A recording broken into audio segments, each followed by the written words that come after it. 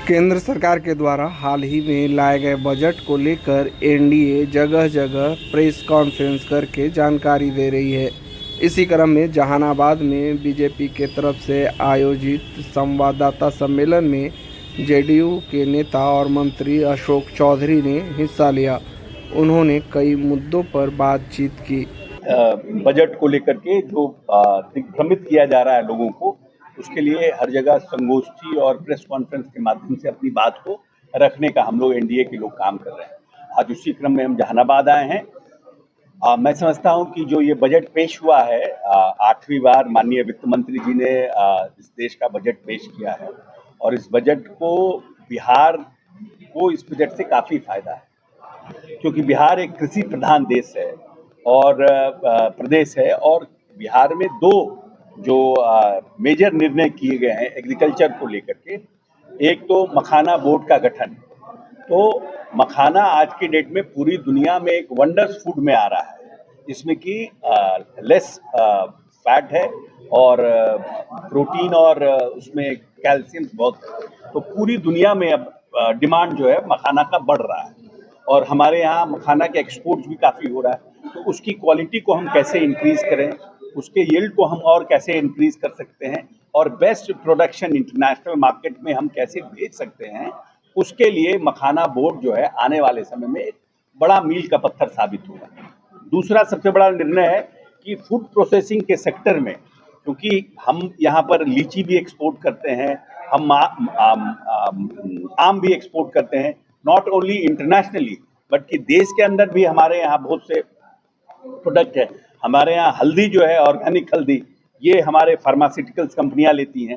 तो इन सब चीज़ों को हम कैसे और बेस्ट कर सकते हैं, उसके लिए फूड प्रोसेसिंग इंस्टीट्यूट की स्थापना भी एक बहुत बड़ा मील का पत्थर साबित होगा आने वाले समय में। तो ये 25 को कैबिनेट होगा। इस कैबिनेट में इन सब की घोषणा जितनी भी हुई है, चाहे वो जहानाबाद में हो, गया में हो, इस पूरे मगध का इलाके में, उस योजनाओं को पास किया जाएगा। अब बहुत शीघ्र माननीय नेता इन सब के शिलान्यास के लिए भी सब जगह जाएंगे।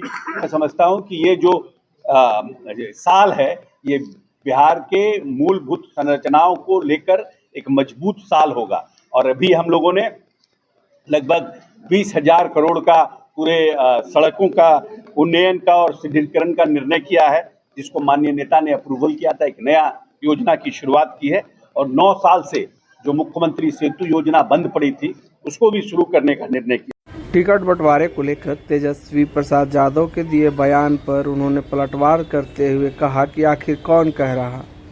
आपस में नहीं तो दोनों वहाँ पर एक्चुअली में हमको पूरे इंसिडेंट की जानकारी नहीं है, कमेंट करना उचित नहीं। सर, एक सवाल है, तेजस्वी ने कहा है कि अब जो सिफारिश करेंगे उनको राजद में टिकट नहीं दी जाएगी।